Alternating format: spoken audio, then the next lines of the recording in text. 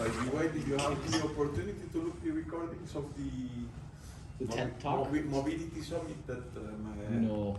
because They released everything from the consortium or the recordings from the talk last week, 2 weeks ago, are all released. I haven't had a chance. I don't know, but we have an amazing conference from a Calgary professor. Oh.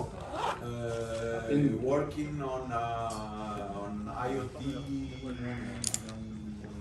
He built an IoT company, so he did an amazing presentation. Cool. Mixed between scientific and commercial, but Was there? I saw the IoT one. Was there? I mean, I didn't see it, but was there more than one IoT presentation, or was that the only one? no, it was the only one. Okay, I'll check it out. Was there anything else that was like a highlight for you that you enjoyed?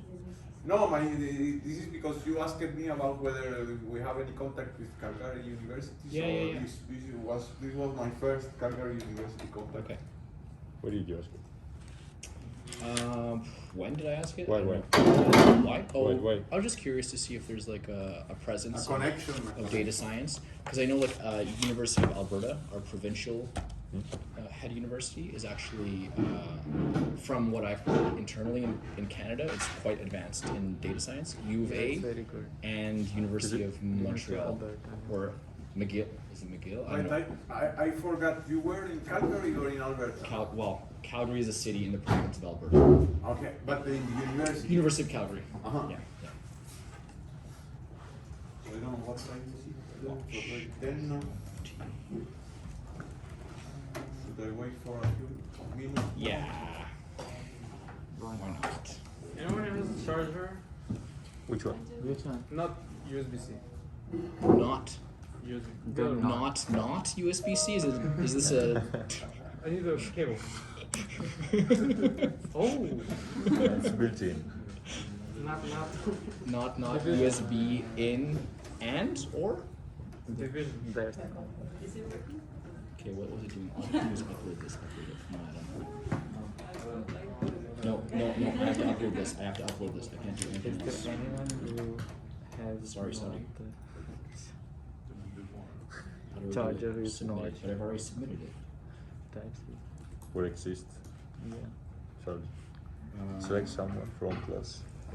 That's fine. If I Or upload exist. something to the UV, Select- like sorry. We are going to uploading a do- report, Are we and I've sure submitted we're it for playing this grading, game? can I upload more things? We are not. Or once it's submitted graded, am I? I'm going for sure. To be honest, I never understood how to upload things in Okay, nice to UV. meet you. This is why I was I'll go continuously with you. Okay. using Okay. email for that for You have the to- to uploads. go with But the- No I worries. should have Adam, asked Sergio. Gilles how to do it You have to because go he with knows Adam how and to do it. Sergio. But, No, Sorry. it's all good. It's all good. I Okay. never had to do it. Okay. See, maybe we taking the opportunity. Since this is the last lecture, maybe we can discuss questions that you may have concerning the project evaluation starting tomorrow, the exams or whatever. For example, first question that you already somehow asked me, but I just received the same question from a UB student. How the project evaluation will be performed.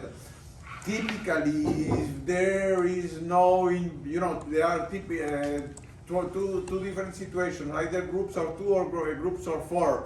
If you are groups of two, then the evaluation is easy. If you are groups of four, normally all persons will have the same evaluation unless there is a huge imbalance between the two subgroups for the two tools. And then, if there is a huge imbalance, I will do something. But normally there is no problem. Typically, if there would be some major imbalance, then I will apply to each of the two groups. For example, if they share the first part presentation, and then each presentation of each tool, then the tool will be evaluated independently. But I do not expect that something like this happen. For example, in a particular case, a group was not able to put four group has been split again in two individual groups because they didn't manage to do all the work together. There is no penalty for that neither, so I mean, as I mentioned, what's important is what you learn from the experience. I hope you learn something out of this experience. I would request that you at least attend. I mean, there is no formal obligation, as you know, at ULB there is no mandatory presence to the, you only need to be evaluated for your exams or the projects. But at least for you, I would expect that you will attend all the presentations of the same afternoon or morning, or that will be not very demanding for you. But if you are interested, you can go to the other presentations.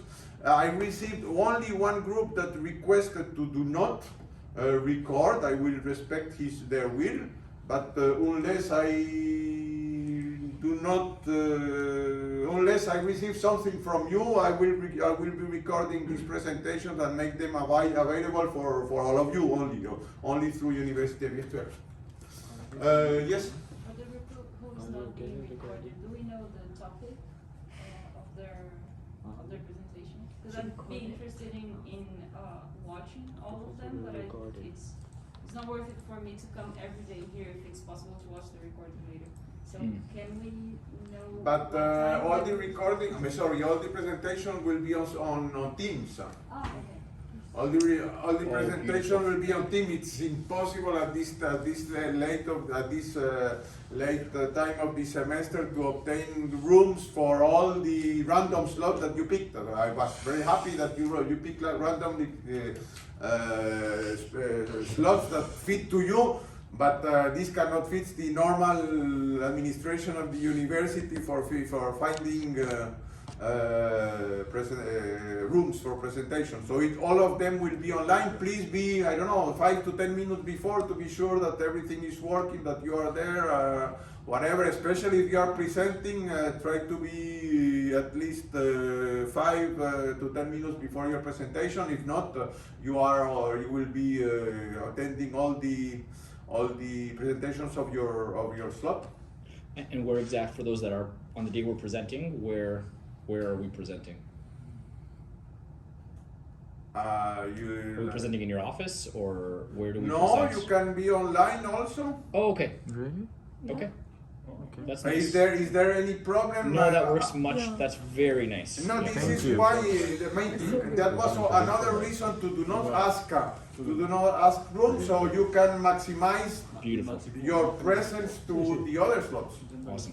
Because that facilitates, that I hope that they give you motivation to attend more than your own presentation. Definitely does. Yes.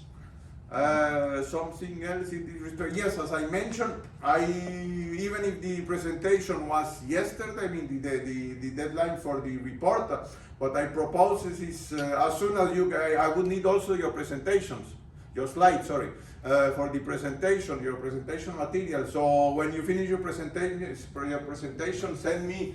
I have not been immediately after, more or less the same day, your report, the written report, and your slides in the same batch. So I will minimize the number of emails I will receive. I will have both in the same email, so it will be easier for me also.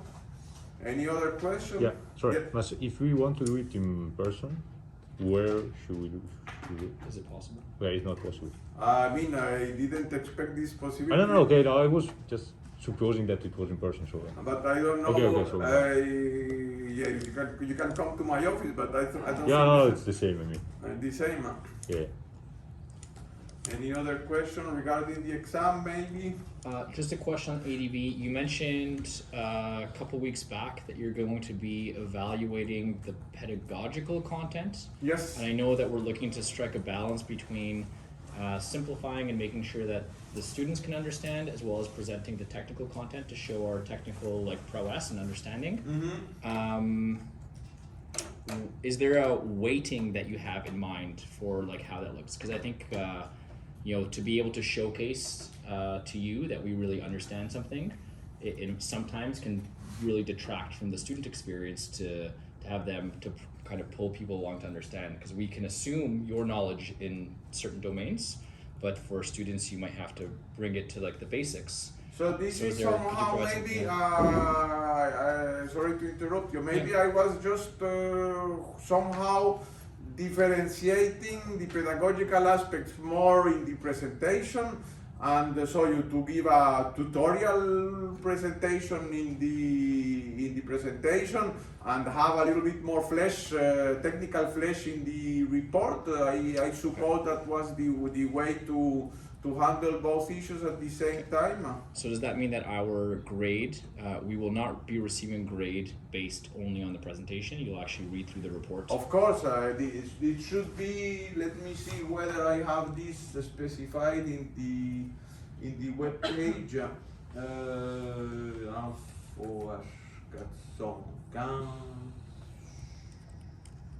Yes. Let me see top project criteria.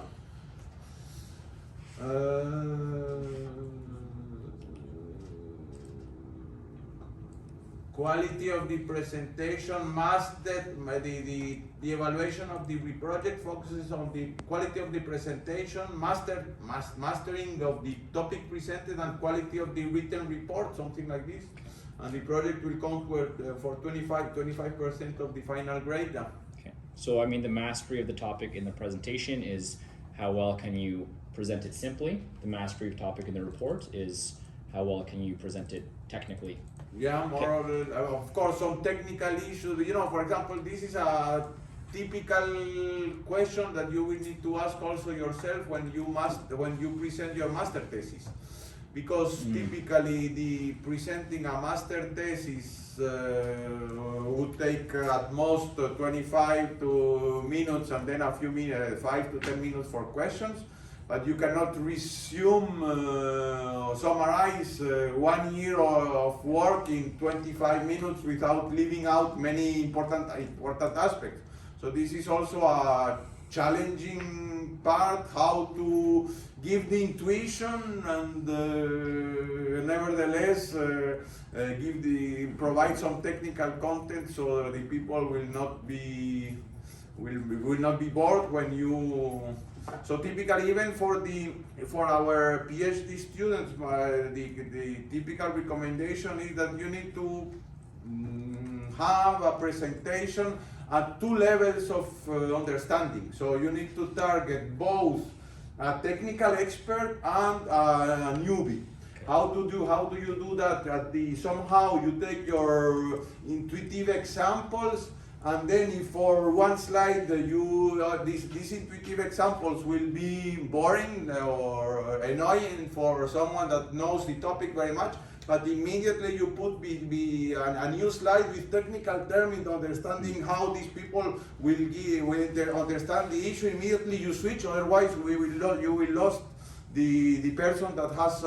So you need to really be able to master the possibility to have the same slides for 2 different kinds of people. And my personal experience, I have been teaching the temporal database lecture that you have seen.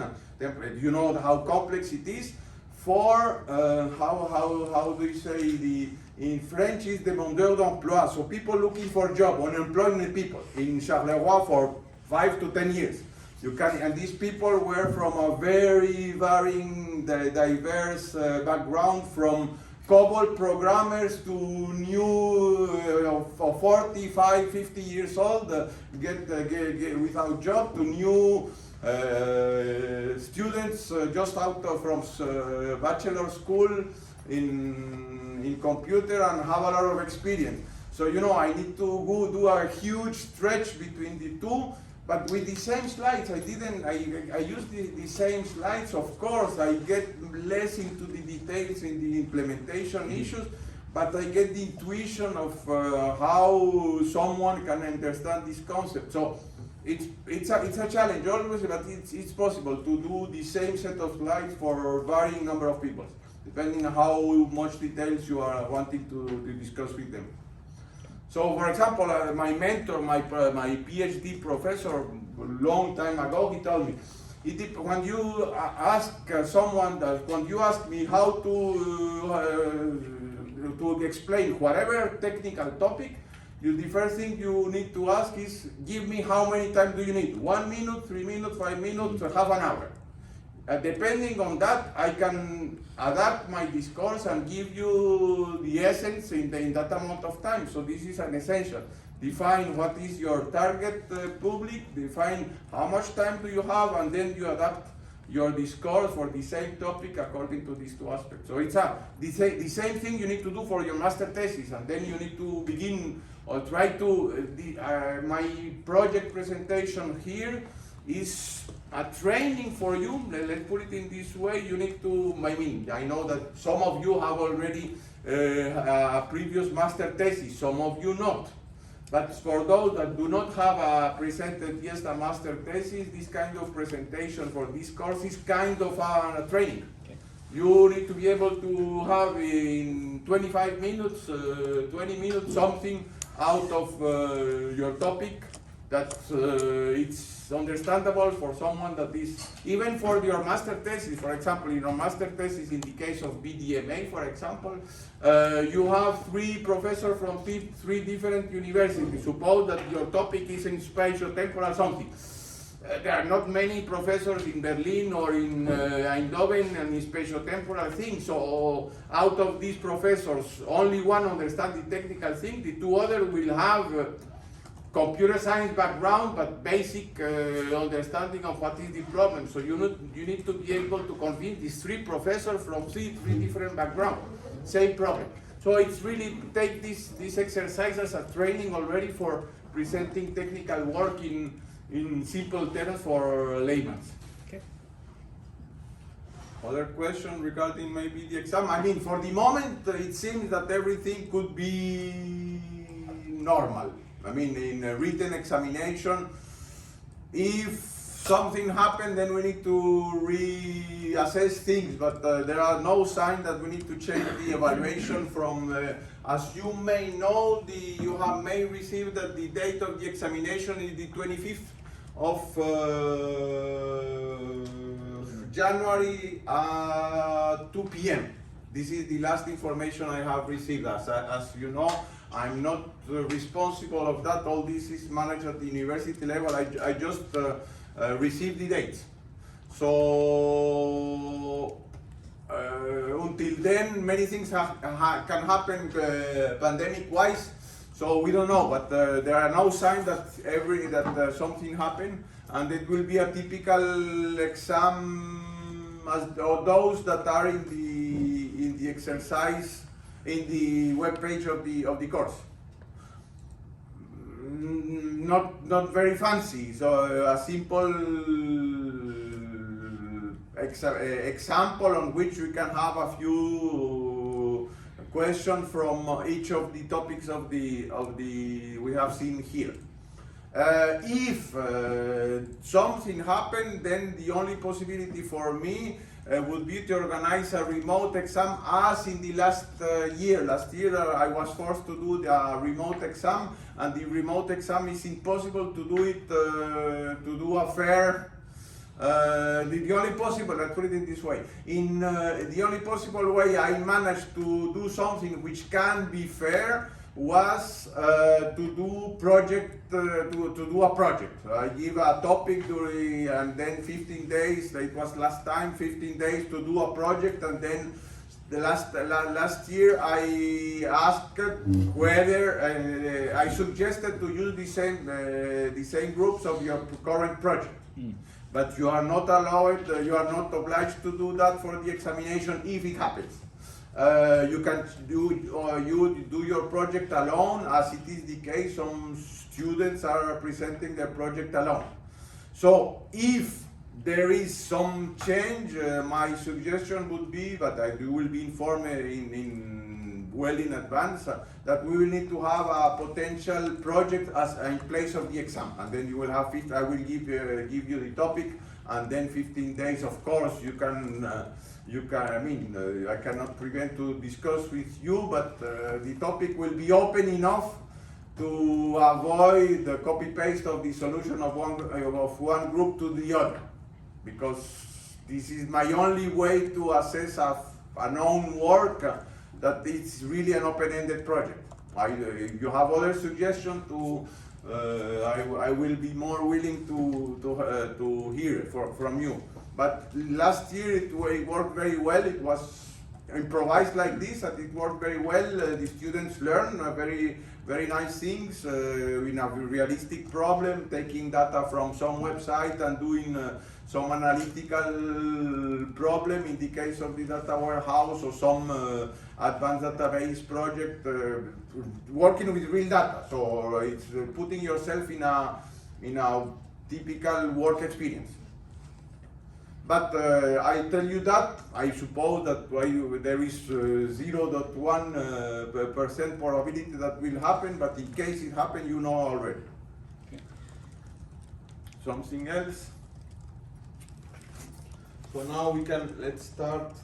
There is not much lecture material for this lecture. So if there is not much, I would suggest to do not have break, and maybe in 1 hour we will finish. Yes. Yes, I don't have yet my slides, but nevertheless I have something.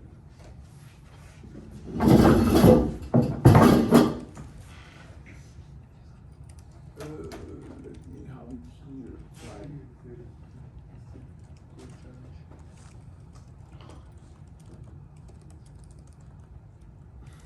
Document of code. Pictures and demos, yeah. How come this may be like this?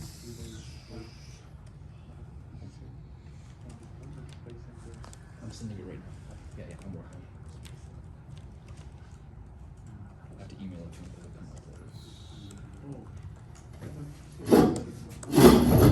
So you know, you have already doing lab session for spatial database. I just refreshed something that we could do with spatial databases using PostGIS, and then we finish. Just for information, this part of the course typically I don't evaluate in the exam, just for making you understand that there are other tools than PostGIS, and then I explain how Oracle is doing the same thing as you do in PostGIS. So in this example we have a country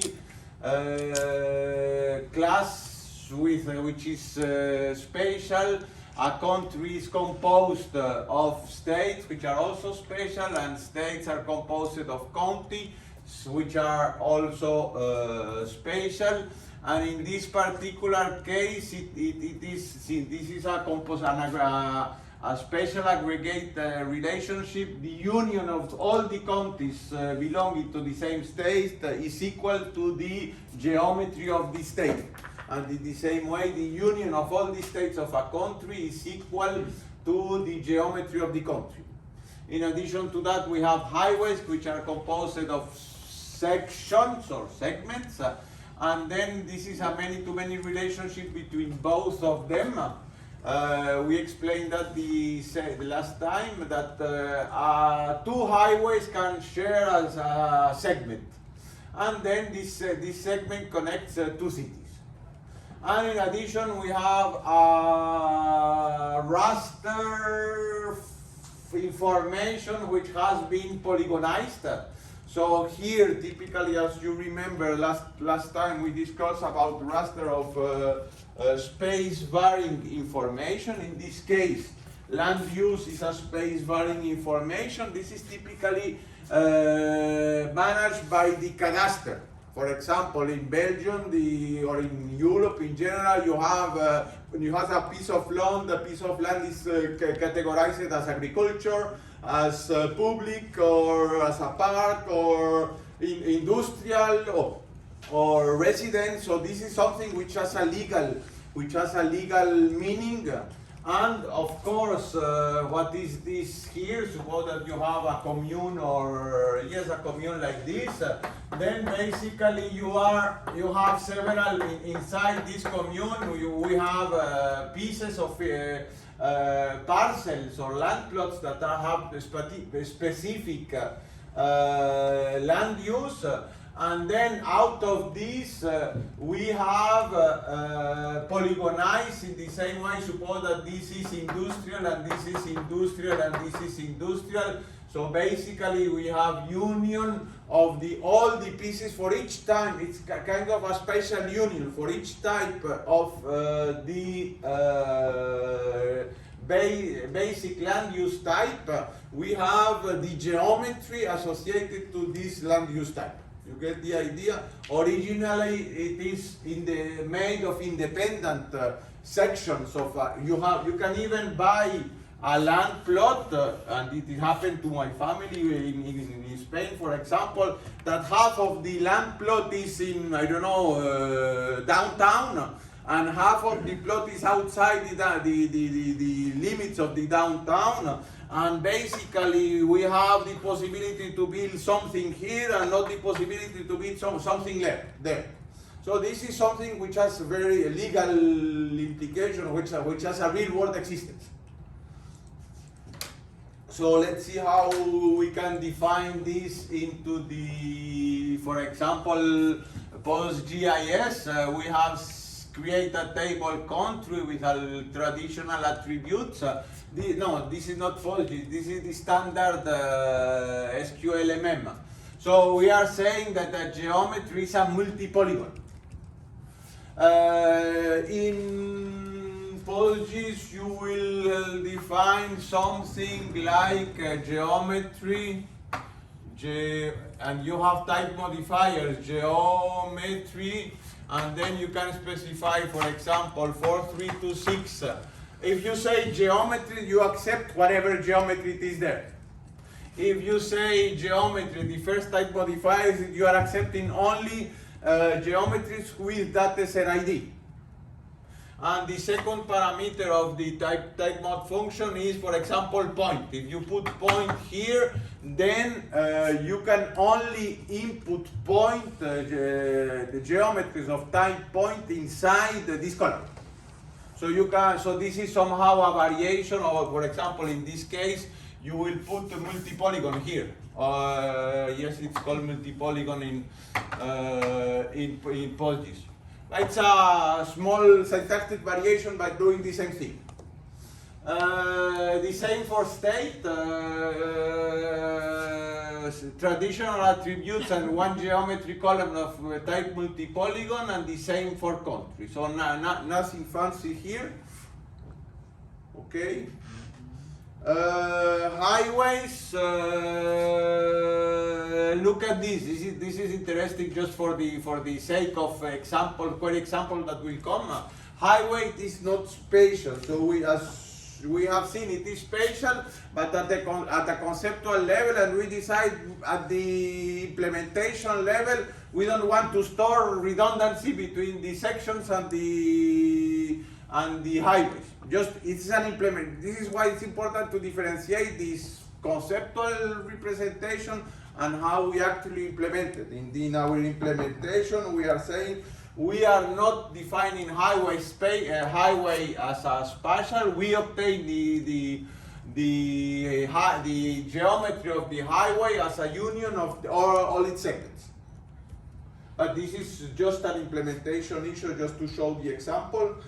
And here is the many-to-many relationship, traditional many-to-many relationship between saying that the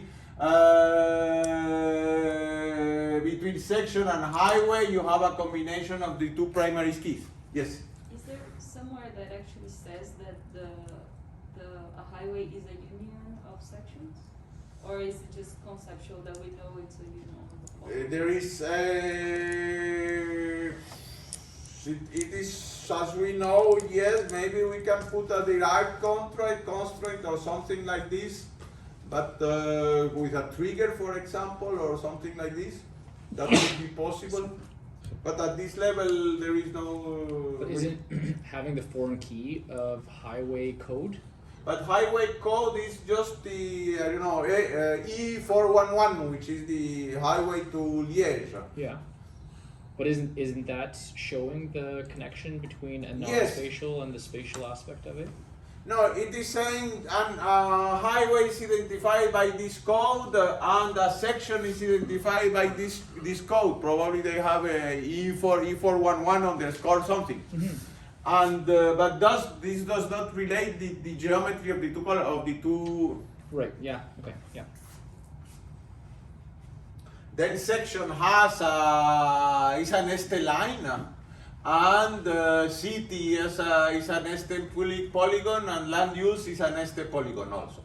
So nothing fancy here. The thing that you have been working in the lab session, and then we can have typical non-spatial alphanumerical queries.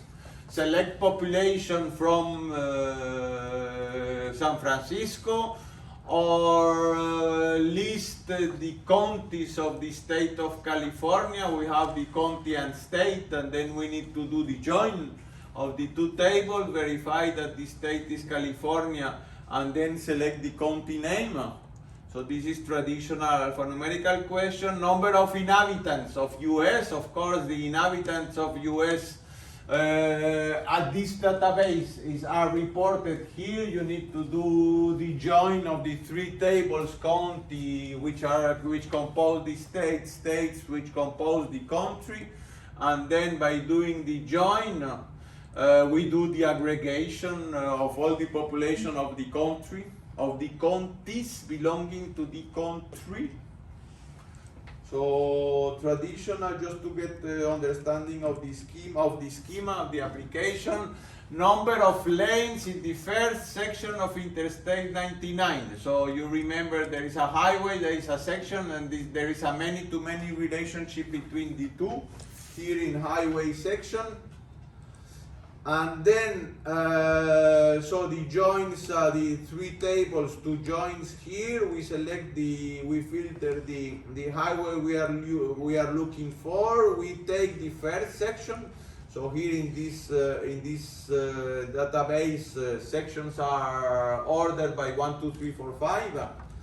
And then when we have this, we can get the S is the section, and the number of lanes belong to a section.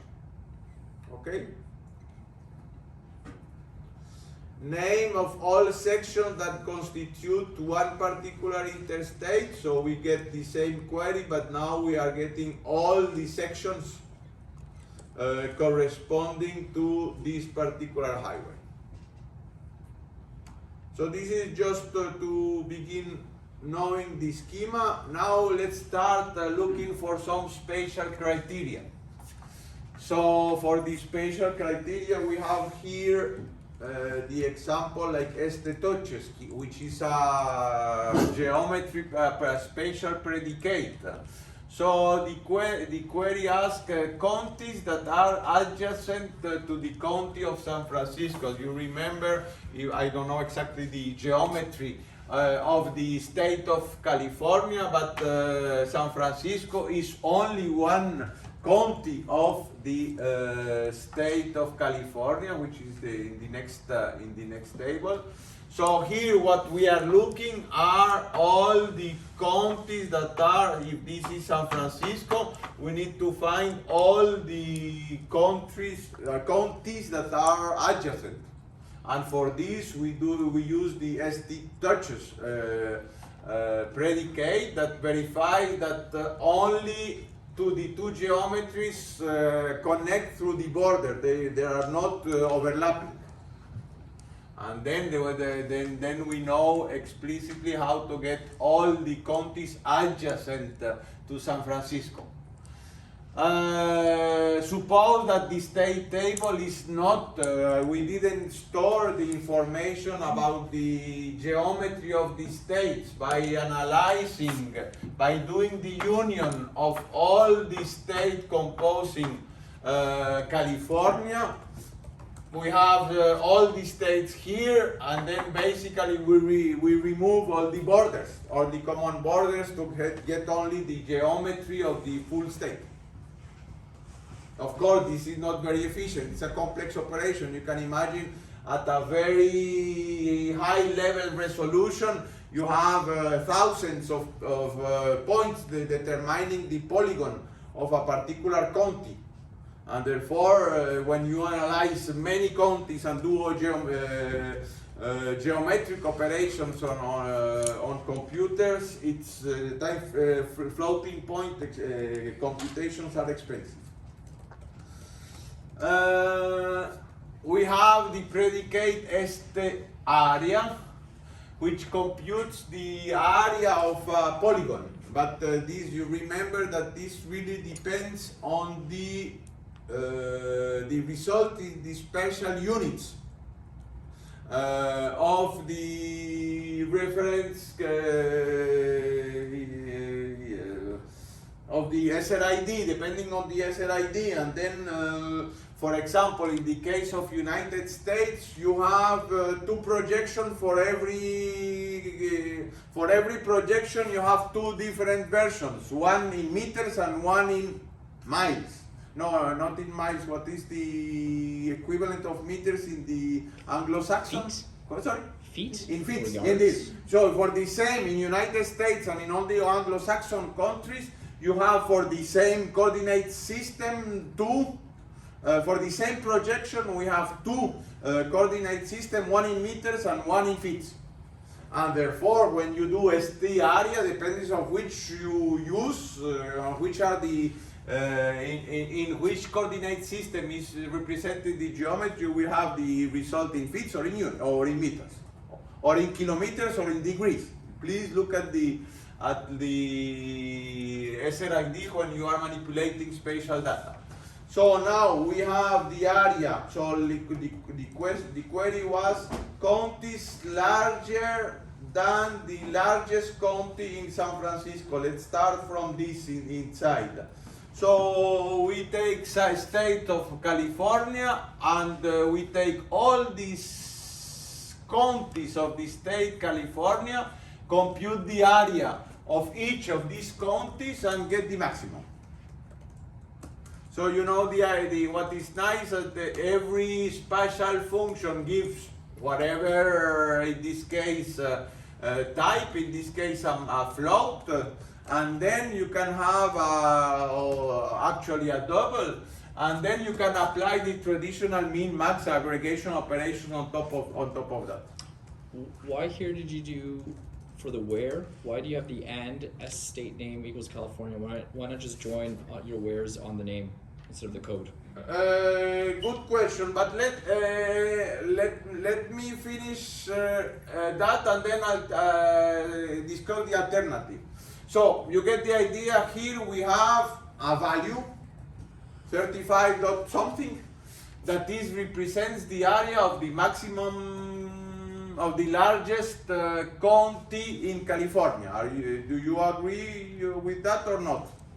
Yes. This 35.57 it's stored somewhere, and then you scan every county in your database and compute the area here for this particular county and compare it with the area you have computed before.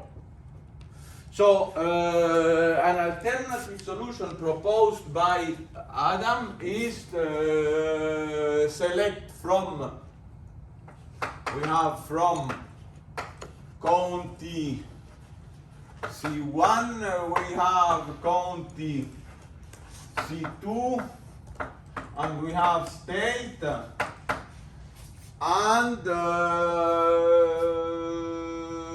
do some join.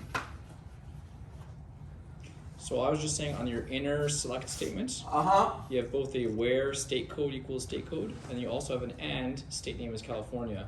Could I not just do an S dot state name equals a C dot state name? Oh, never mind. Nope, I retract my question. Uh-huh. I'm good. So the idea You're saying here, that they're the same state, and it has to be California. uh-huh. Okay. The idea here, probably it is possible to do that, but a DOM query optimizer take the inner query, computers once and for all. If you have thousands of counties, you don't need to do the join of every single county with all the others.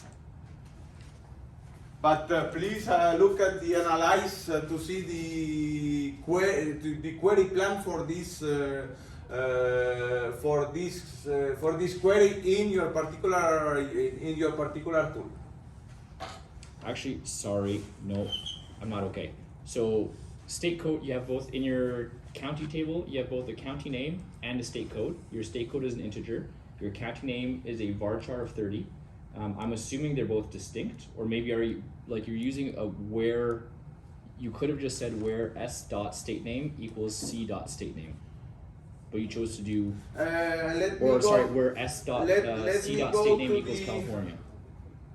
Oh yes, you have a state code here, but I don't know which is the state code. Which is the state code is 1, 2, 3, 4, 5. Yeah. And then how to know that which corresponds to California? I need to go to the. Well, why don't you just match on the name California? Because the foreign keys are the state codes. And Okay. not the state So is it that I could have a couple of different Californias? No, because I don't have. If I look at the county only, I don't have. I have state code 1, 2, 3, 4. I cannot see whether this is California or not. Okay. I need to go to the state and see, is it 1, 2, 3, 4 California? Yes, then I will look only for 1, 2, 3, 4 in all the counties. Okay. Can we use the CTA? Can you go back? Which one was it? No. Yeah, this one, no. Where was it? This one, yes. Yeah. Can we use the CTA for the nested query? CTE. CTE. Ah, yes, definitely. Probably, as you know, CTEs are just,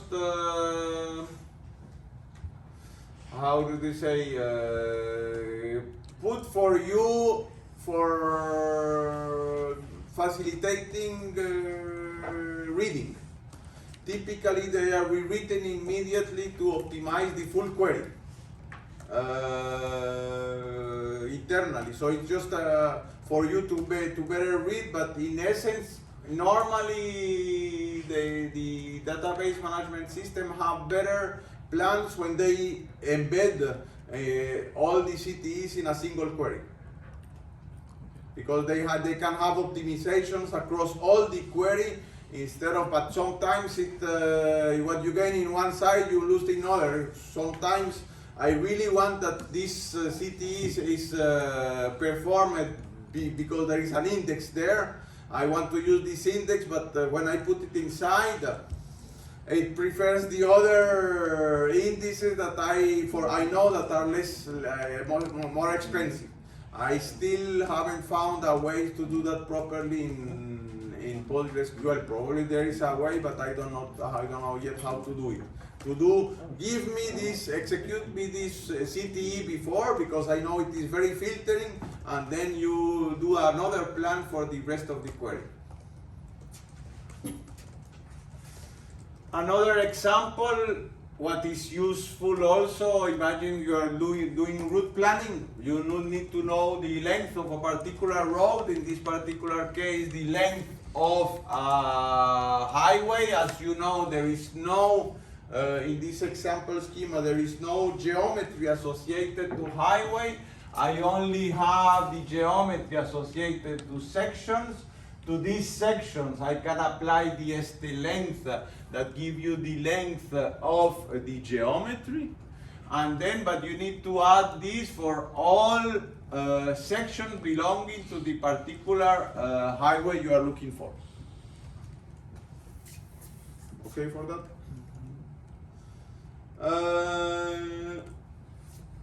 All highways that going through the state of California. So we first select the state, S1, we are sure that state is California, and then we need to do again all the joins of highway section and section.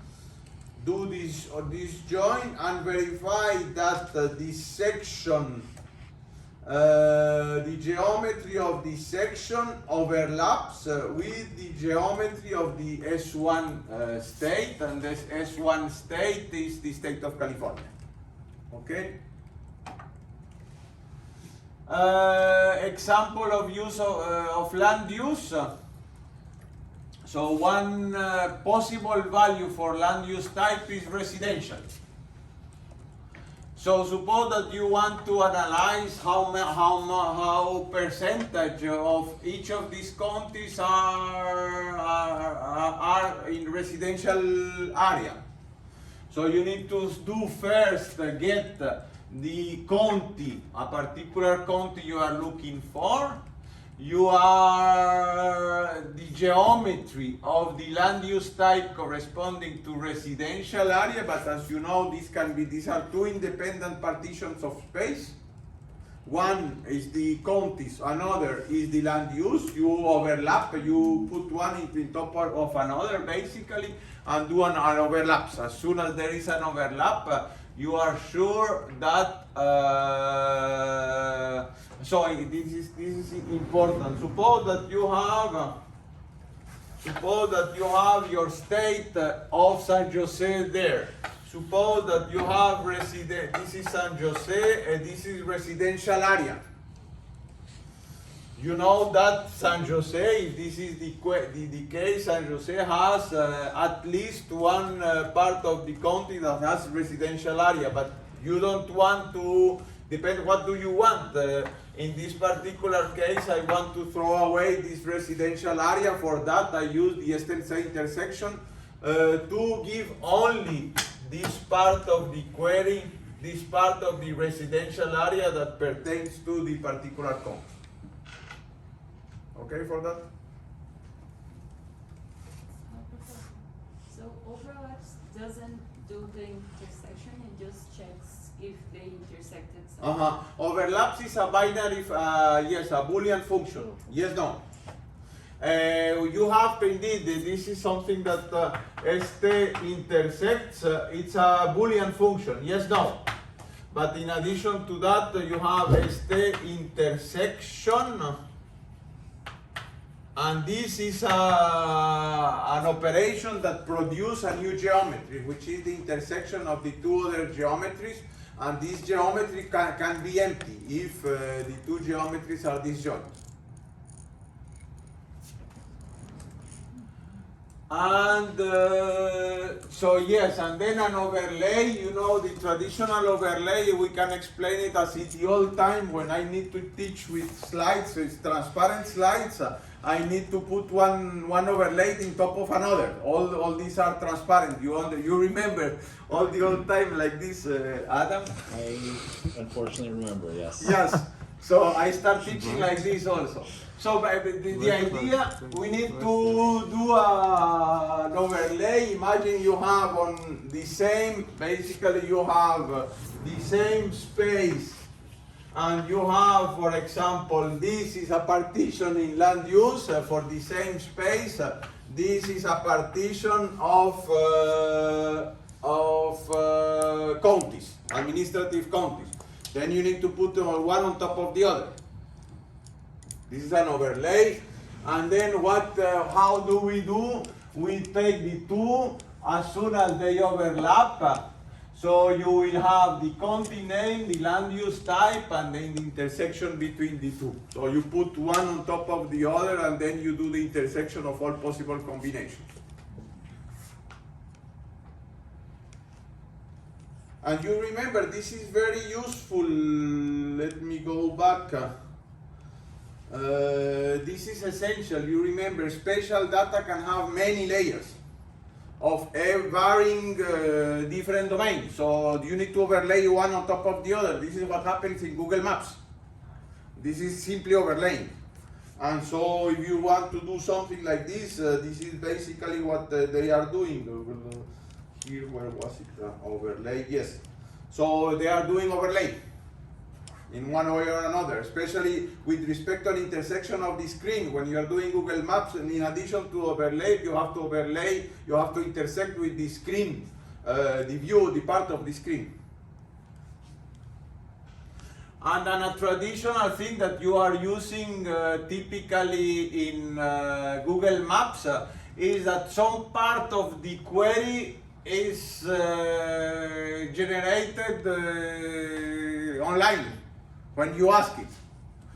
And then this is for typically all these queries are pre-computed in all the mapping application. They only need one additional parameter. And in this particular case, for example, you need to point at the screen with a pointer. So you say you have a map here, and you point there, and this point here is transformed from a coordinate of the bitmap of the screen, which has 248 or something, transformed into the coordinate of the map. And then finally the application receives the point coordinate in the SRID of the application, and then you can see give me the county pointed to on the screen. You get the idea of this mapping application when you give the command with a pointer in the screen, or you can even give me you do a bounding box like this, and then you select a part of the screen like this, and then you ask a county that intersect a given rectangle in the screen. Or, and this is the same example as clipping here. Suppose that you have drawn a rectangle like this, and part of the county is beyond the rectangle that you have drawn on the screen. Then clipping means removing this part, and then this is why at the here we do an ST overlaps to give me all the geometries, all the counties that overlap this rectangle. But in addition, you will only need to clip it here. You will only by clipping you only need you keep only the part that are inside the rectangle.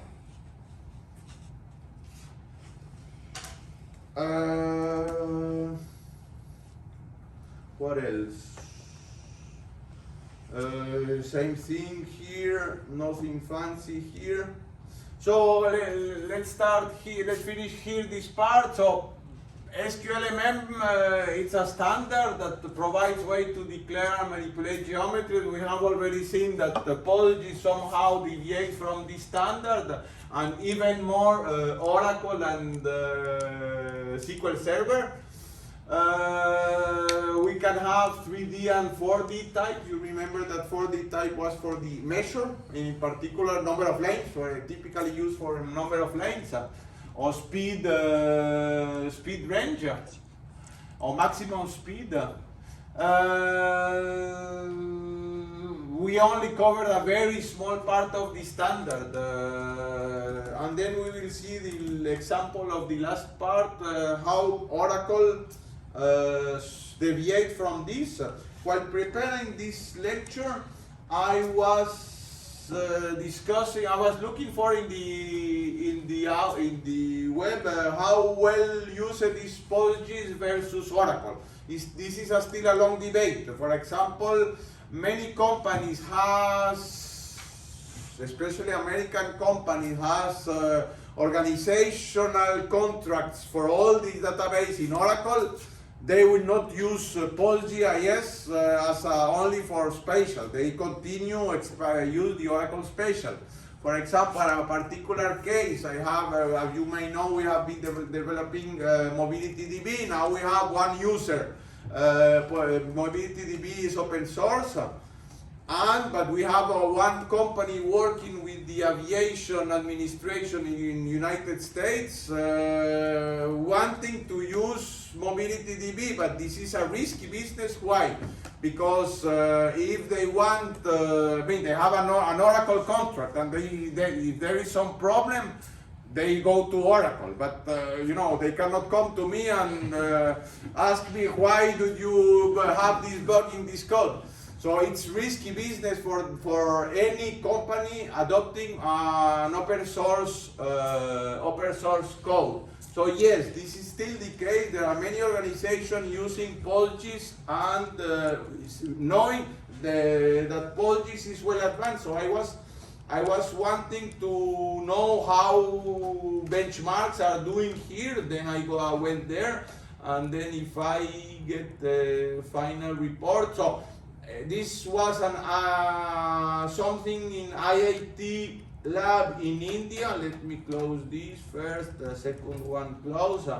And basically they did a benchmark of with US data of PostGIS versus, but this is an old version, look at this, old version of PostGIS and PostgreSQL. Nevertheless, at that time, let's go directly to the results. They provide even the plans and etc. Let me see where I go directly. Yes, they do something like this, and if only by reading this we see that Oracle is less performant.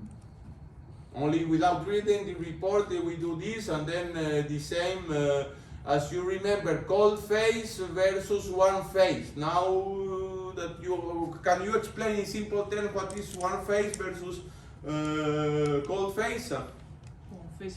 Warm phase is when the database is active. There are a lot of queries going in.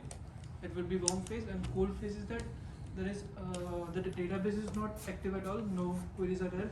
The first query is done, and also the database is in archive state. You are right, but I don't think that your fellow comrades understood everything completely. But I know that you are well aware of that. Someone else, another. The warm phase already has some cached information because it's run some queries or similar queries that it's able to draw on for future queries. So it takes less Indeed, time. the idea of the warm versus cold phase is caching. The first time you get from disk to the memory to do some query, you get all this data already in the cache. And then it takes when the next query asks if this data is already in the cache, they will not need to look it and transform it. And you know that probably you know the problem of serialization and deserialization or not? I do not. Can someone explain the issue of serialization versus deserialization? I think serialization is when the data is transferred in a form which does not have extra spaces or something. Is it right? But please continue. Yeah, and deserialization is basically the vice versa. For example, if the data is stored in a JSON format, when you see it is in a formatted space. When you are transferring it, it is transformed in a very less space which does not have the formattation, and that is serialization. And at the receiver end, it is deserialized and again brought it to the formatted. This is perfectly correct, but I will explain in my own terms. My way to see it or to explain it is that you have two formats. One for hard disk and another for memory.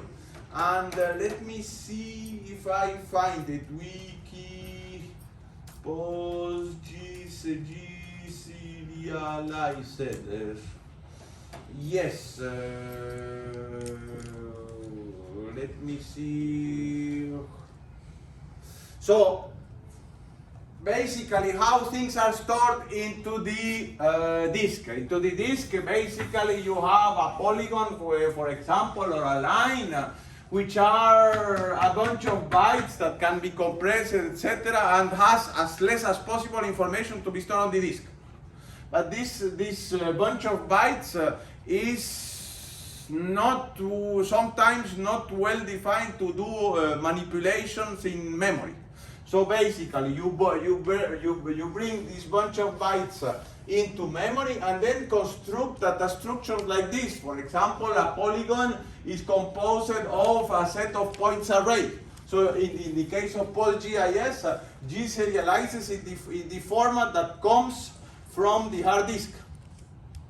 And then when you deserialize it, you create, for example, a polygon which is composed of a set of one external boundary and several internal holes.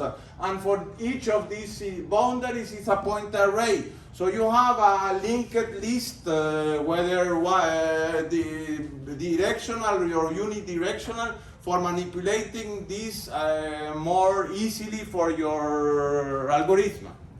So this is the serialization issue. Also, when we need to, for example, when you ask Google Maps, but not as a user, but when you have an application that asks something to Google Maps API, they give you some information, but this information is serialized, it's compacted in as less information as possible to go through the network. But this is not the ideal format to manipulate it, and then we need to compute the real data structures in memory. So this serialization is one way to store things in memory versus in disk.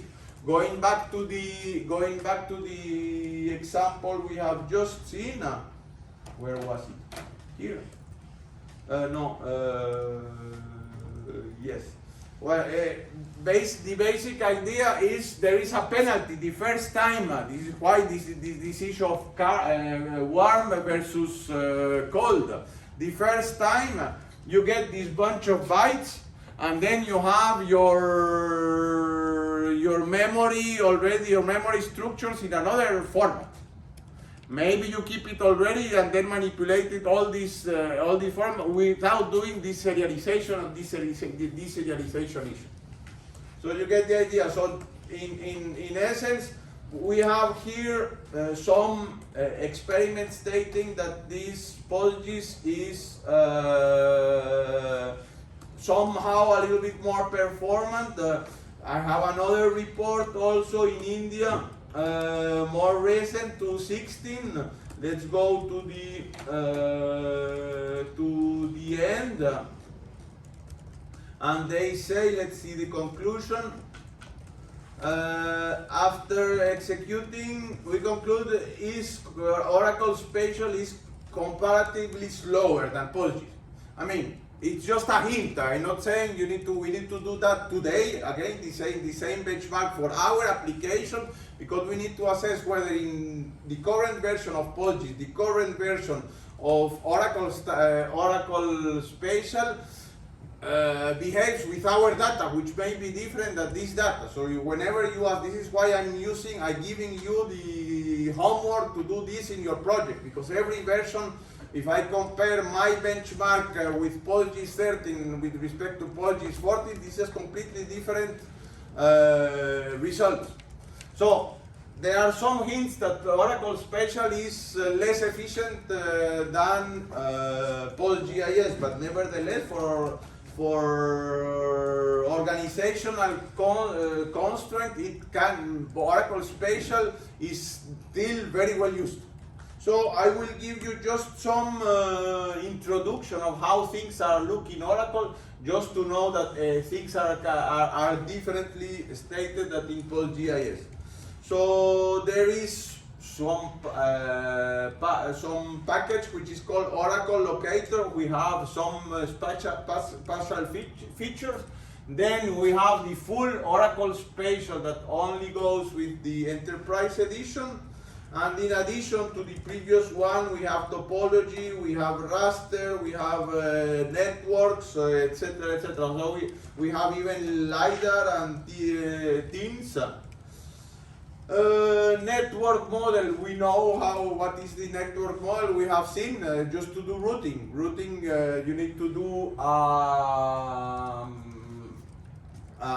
fully network and maintain connectivity. Maintain connectivity within the edges, and then for those you need to do a format which is different than the spaghetti format that we used, we discussed last time. And then we have the topological model, which is, as I remember, I told you, the spaghetti view or object view, you have each object independent of each other. In the topological view, you need to define everything in terms of nodes and edges as soon as one feature. Suppose that this line, the G4, intersects with another feature which is in G3. Independent that one is a road and another is a county, as soon as there is intersection between two objects, you need to put a point. To share, to be sure that if by any chance this point will be changed in one geometry, the other will change also. So we have a single, we avoid redundancy. This is the same issue between G1 and G2. They share a common border, and this common border is defined by the two nodes N1 and N2, and then E2 will be the connecting border between the two. So you know the idea, there are, as always, some operations are faster in object view, some operations are faster on topology view, but in general, the topology model are less developed, let's put it in this way, less developed, has less functions than the geometry, the object views on most of the tools. Sorry, what do you mean by topology view? Oh, like where you have the nodes that are. Okay. So it's the same information that represented in two models. Okay. Yeah. And the internal operations, also suppose the area. The area here is easy. The area here you need to see which are the nodes connecting forming my geometry. And the raster traditional thing that you have with remote sensing the satellite images, and you have multi-band and multi-layer depending on the technology of your remote sensing captor. And the thing that geocoding now, it is very popular. When you have an address in alphanumerical form, you can get the latitude, longitude from it. They have a map, and let's go directly to the way to define schemas. So for example, here we have a traditional table. We have two geometry attributes, and according, this is how do you present it. SDO underscore geometry is the geometry data type for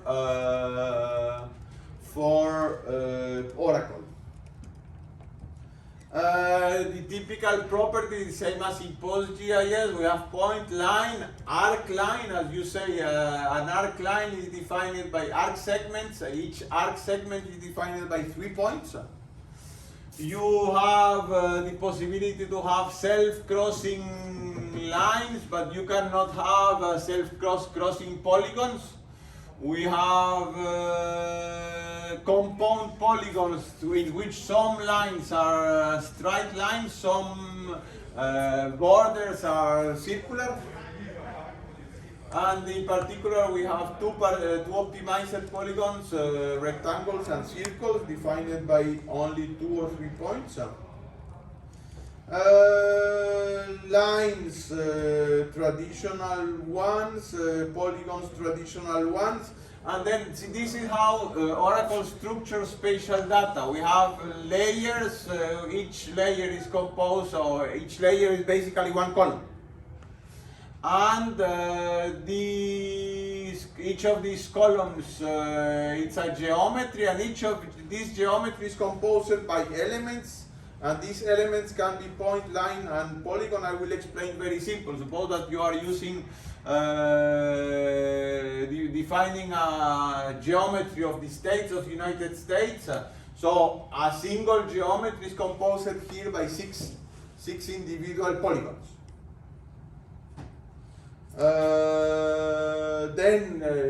This is example for multi-polygons associated to different states. And then a layer is a column that in a table that defines all elements, for example, all states of United States.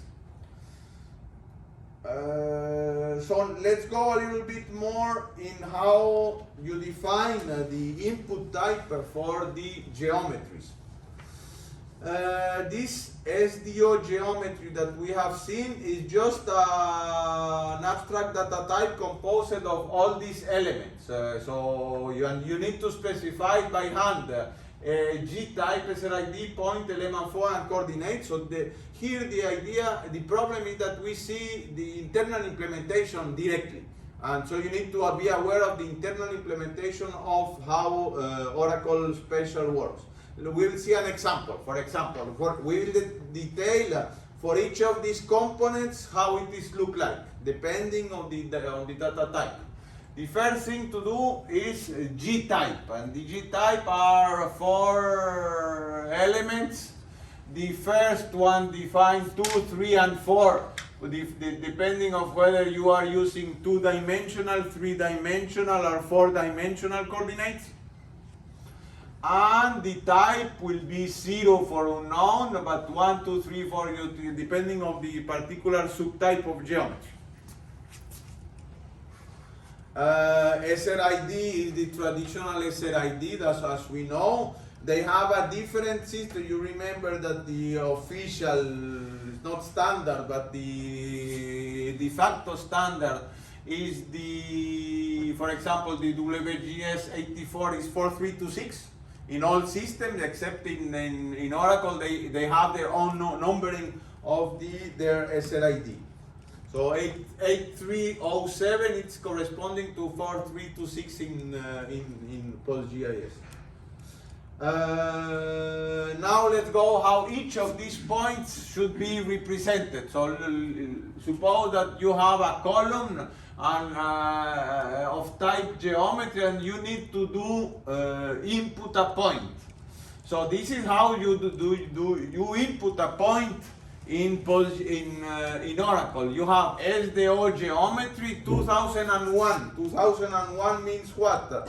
2000, you are talking about 2-dimensional space, 0, 0, 1, it's a point.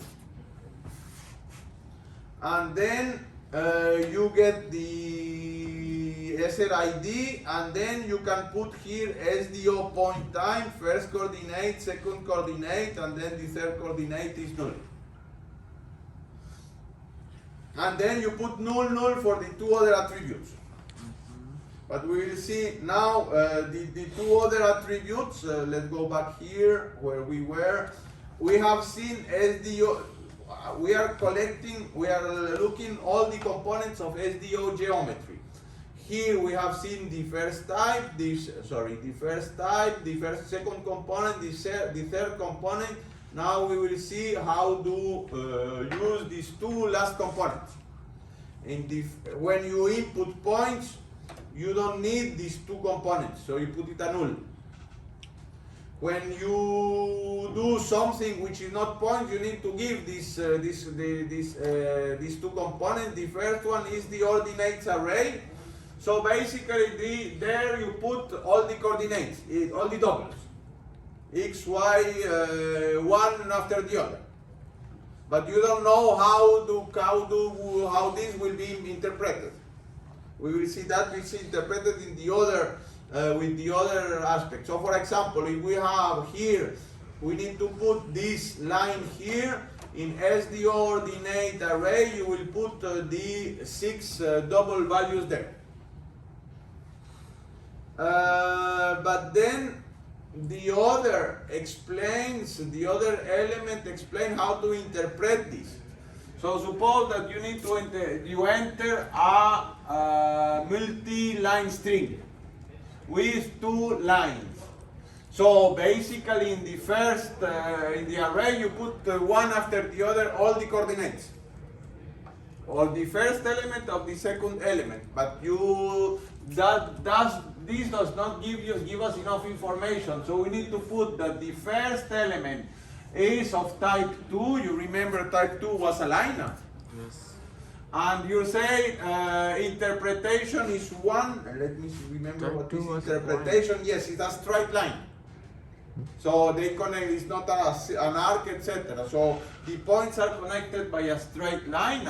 So the first element is like this, and then you say the element of set starting at 7, you have a second element belonging to the geometry with interpretation only 1. So you get the idea. You need to really get all the internals of the implementation to input data to Oracle. Suppose an example here, interpretation 1 will be connecting by straight lines. Interpretation 2, you are connecting by 3 points, defining an arc.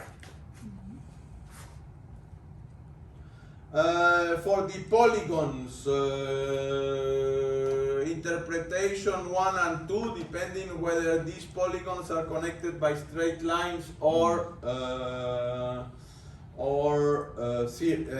arcs.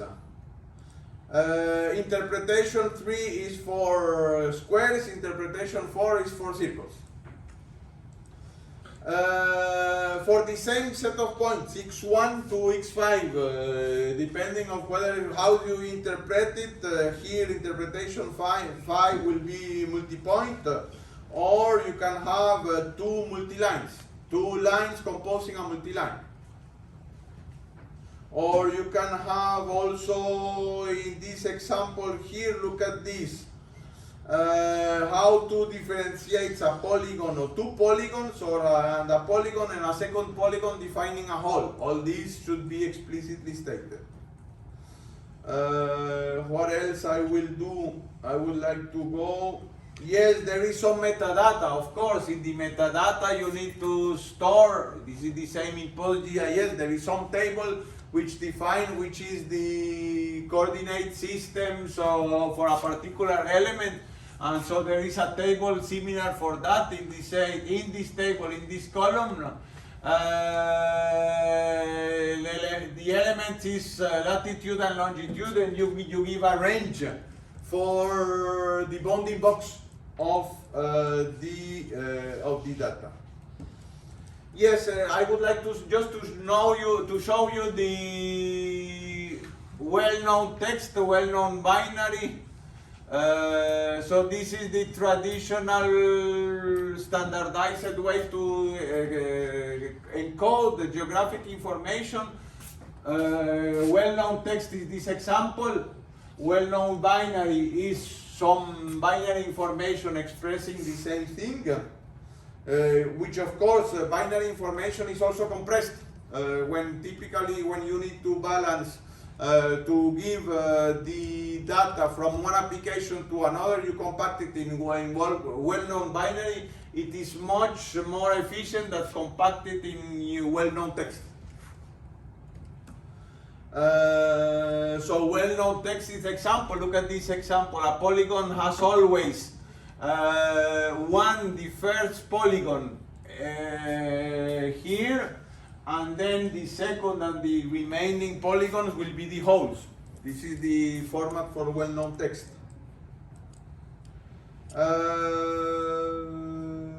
What else? In GML, there is a standard for encoding information in GML. GML is an extension of XML format for geographic information. And then you define something like this. There is the equivalent in JSON, which is a little bit more compact, but expressing the same thing. And the example of GML, you can output, for example, here, look at this. Give me the cities in the state of Colorado, and then you want to format it, the output in this example in XML, and you obtain the things like this. Or you can do the same in JSON. You can manipulate the same things in Java, as it's also the case in PostGIS. So you have an API for running your programs and accessing, requesting data and sending queries to the database. I will let you discover this.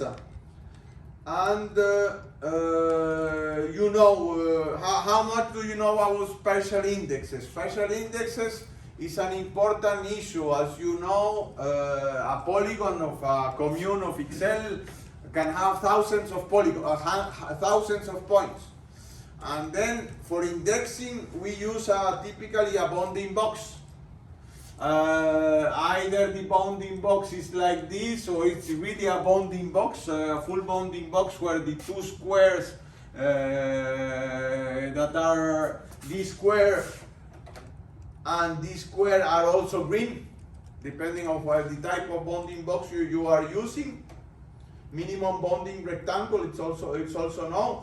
What you have here, let's give a precise example. A traditional index is an R3. Suppose that you have all the geometries that are in red. We have a first geometry which is two geometries around A, two geometries around B, 3 around C. So we have 2, 2, 3 plus 2 different geometries that were randomly created. So basically what you have in the index, it's a bounding box of the minimum bounding box that covers all the children. So, for example, you have as many levels of the tree as needed. So, in this particular example, first, the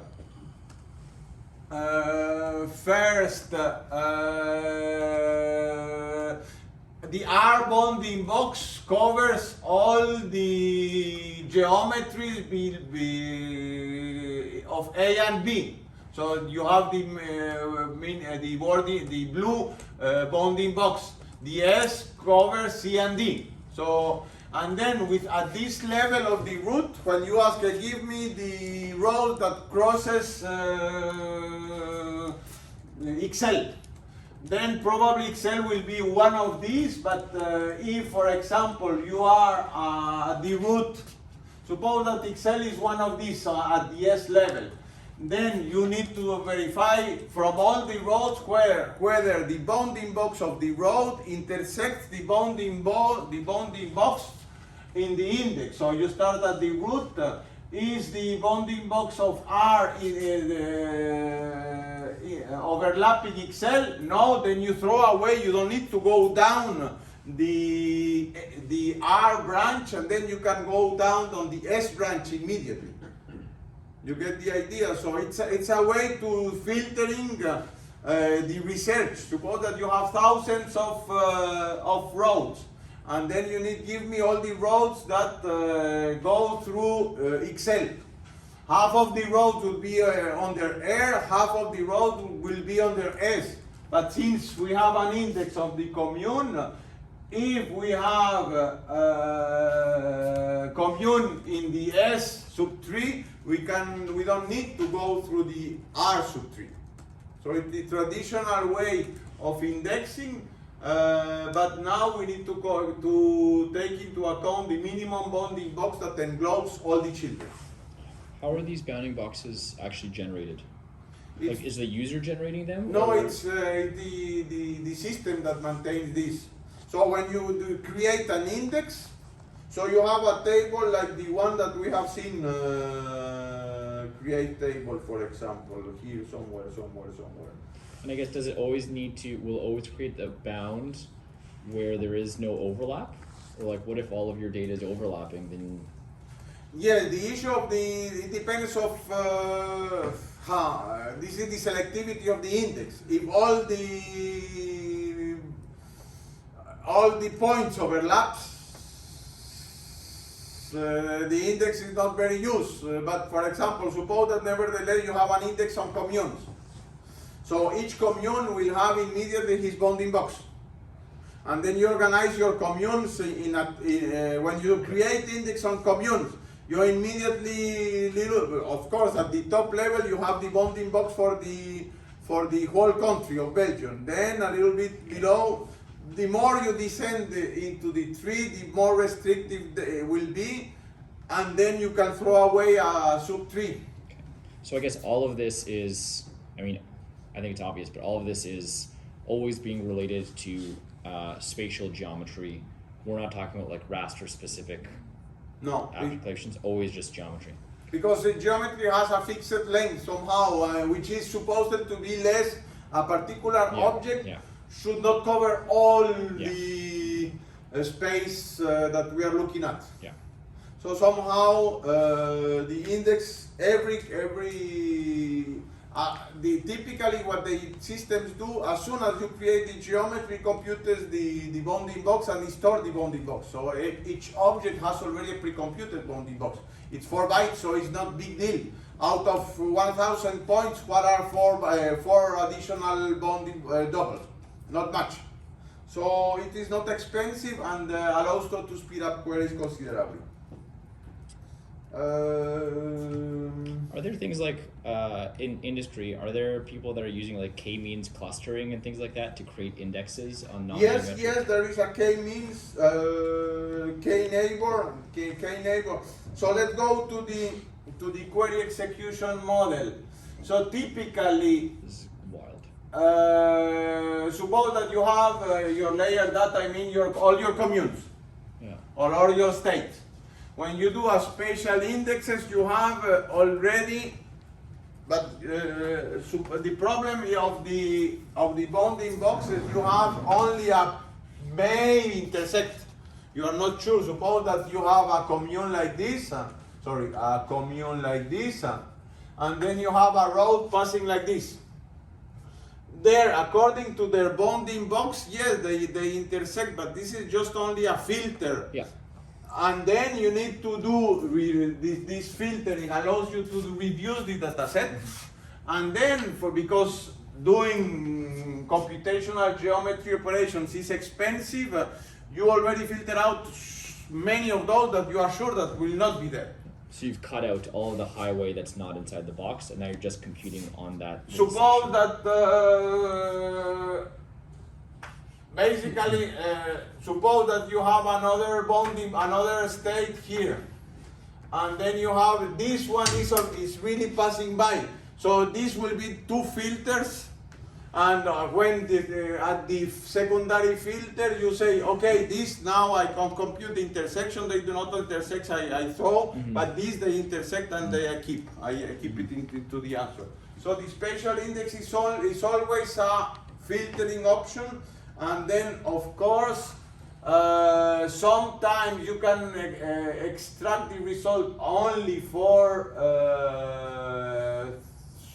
You can bypass some operation depending on the operation. You need to do. You can bypass the second filtering. Let's see examples. The topological operators you will have here. These are the things, same queries as we have seen before. I would like to go to the example, yes, the distant things. So this is something that you asked Adam. So suppose typical question, which are the agencies less than 1 kilometer from this client? So the traditional business question. So you need to do nearest neighbor from this customer location. So you say, give me all the customer, give me all the branches, but not all the branches, but not all the customers, but particular customer. And then you have SDO within distance, in standard is D within.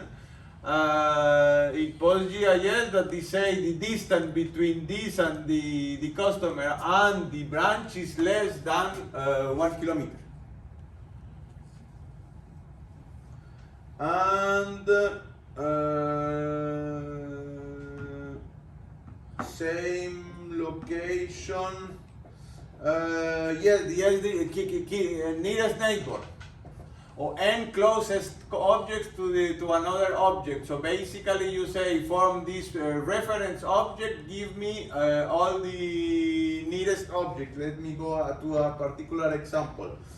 So suppose that here you have a particular customer, and then you give me the three. Typically, nearest neighbor queries is very useful. Typically, when you are on the road and Google Maps and ask me restaurants, you don't have all the restaurants of Brussels or all the gas stations of Brussels. You have 2 or 3 which are nearest from closest to the location.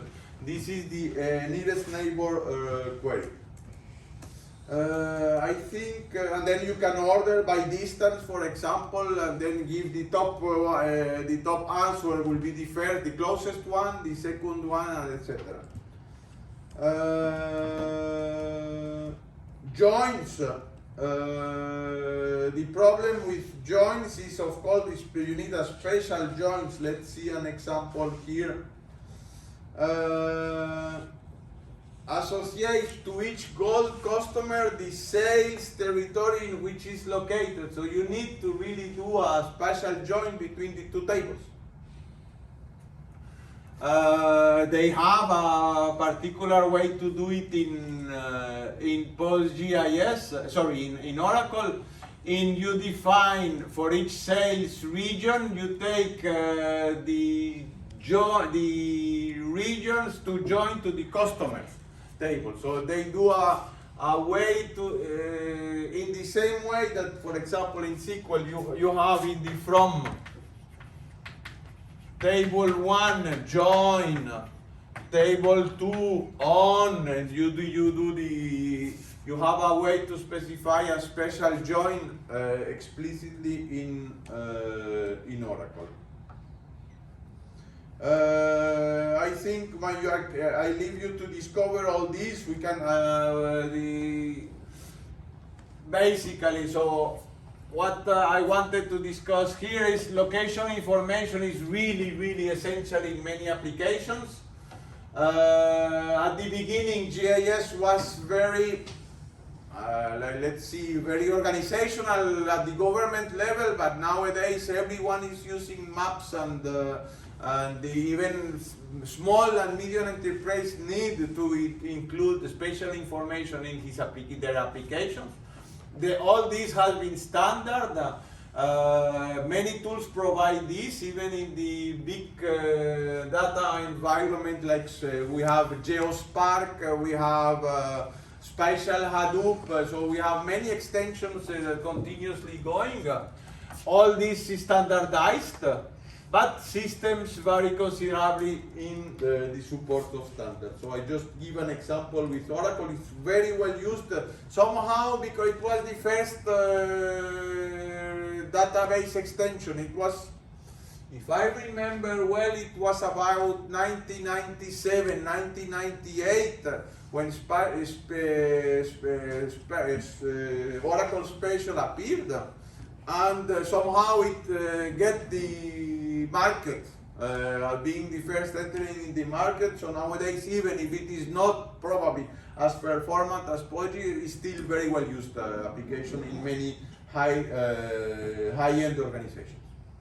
So this concludes my lecture for this course.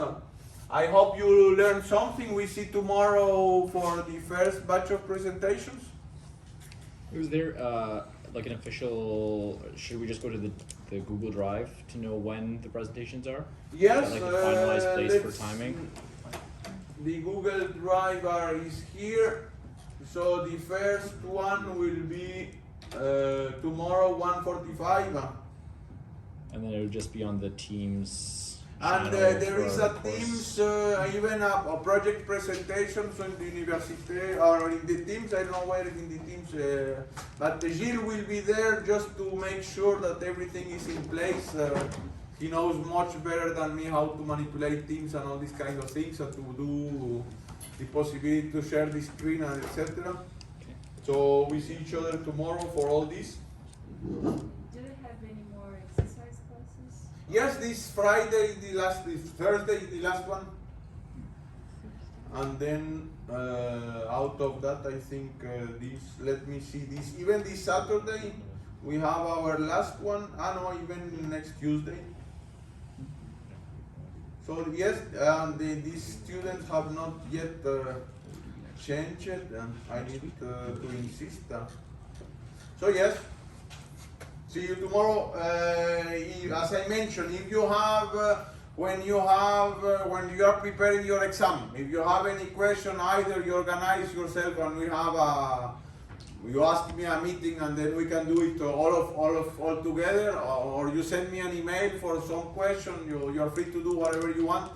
If there are a lot of questions, maybe it will be time efficient to do several students together, but it's up to you to organize. Okay, I'm ready to help you in whatever for the preparation of this exam. And the same for the other, for those that following the data warehouse course, the modalities will be basically the same. Written exam. I'm ready to answer your question whenever you want. Sure. Yeah. Because we didn't have a lot of graph database exercises. Are they gonna be? Indeed, the problem is that there were some scheduling problems. Did you receive all these? Did you look at the exercise Yes. we did? I sent you with the answers. Okay. Basically, it's knowing how to express some queries in Cypher. So what we're seeing with the exams you have posted online from previous years, that kind of format or that weighing of topics remains consistent. You don't Yeah, see- typically 1/4 of the exam for each topic. Okay. For me, it's easy to grade. If one question is 1 point, this is how I did it, and then I don't know, depending whether it is half, you receive half or 75, you will have 0.75 for this question. Okay. But I'm not a compiler, so if you have some syntax error, I get the idea. And if I understand that you were trying to do a temporal join, but you missed one parameter, I understand that you went, if you want, you give me a little bit comments on the code. I do first a join to be sure that I understand your ideas. Commenting code is essential for someone else to understand. So it's the same for my exams. If you comment, you help me to understand a little bit your main ideas. Not necessarily, but it's useful. You can write it in in pencil, so you don't need to. You can use a rubber to do not waste time copying again in clean slate. So I'm very open-minded. So the idea is that show me that you have learned something. Okay? Okay. So see you tomorrow. Thank you. Thank you for being there until the very last. Finally, you moved to something that